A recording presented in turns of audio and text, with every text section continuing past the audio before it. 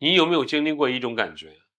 某一天突然发现所有人对你的态度变了，没有人解释，没有人道歉，你只是突然从中心变成了边缘，从被宠爱变成了被遗忘。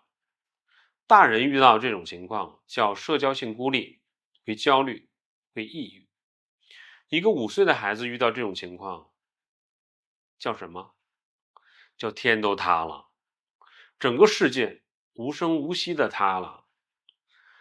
当世界塌的时候，如果有一个人始终站在你身边，不是因为你是太子才继续站在你身边，而是因为你是你，是那个残缺、普通但珍贵的你，那这个人就会成为你的全部。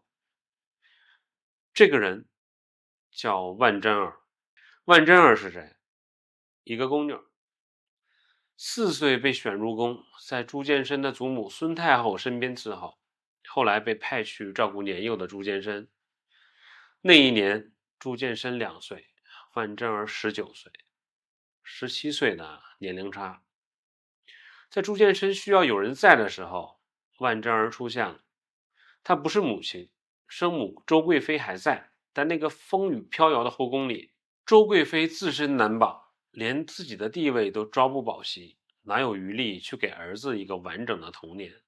她不是老师，三阳早已不在，没有人再费心教一个被废掉的前太子读书。她不是大臣，她连自己的命运都做不了主。她只是一个宫女，但她做了一件事儿，她没有走。这件事情的分量，你得放在当时的处境里去掂量。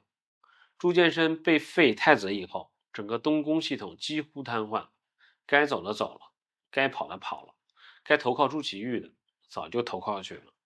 一个失势的前太子，在皇宫里比冷宫还冷，因为冷宫好歹有人看守，他连被看守的资格都快没有了。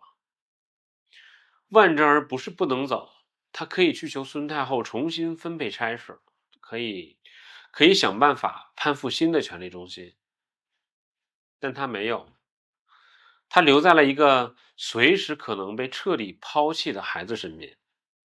你可以说这是忠诚，但我更倾向于另一种解释。也许在某一个深夜，这个5岁的孩子从噩梦中惊醒，浑身发抖，不停地喊。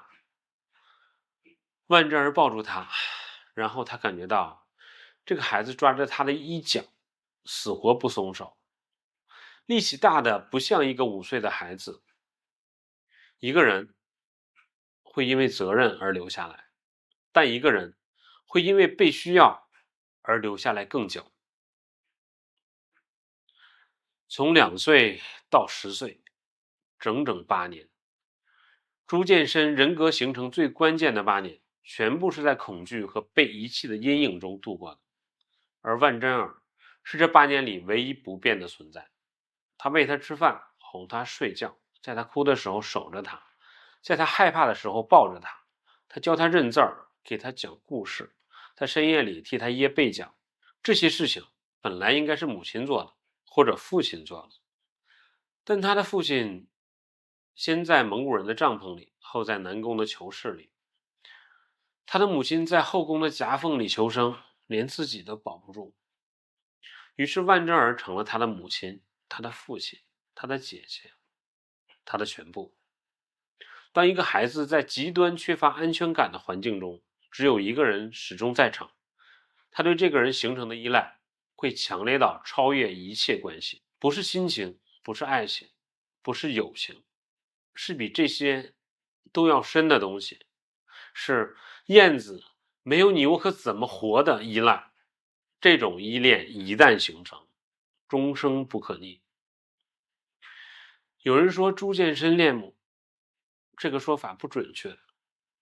恋母情节是对母亲角色的替代性渴望，但朱见深对万贞儿不是替代，是原装。他从来没有被母亲真正照顾过。万贞儿不是像母亲，万贞儿就是他生命中母亲这个角色的原始原装，这个角色的原始安装。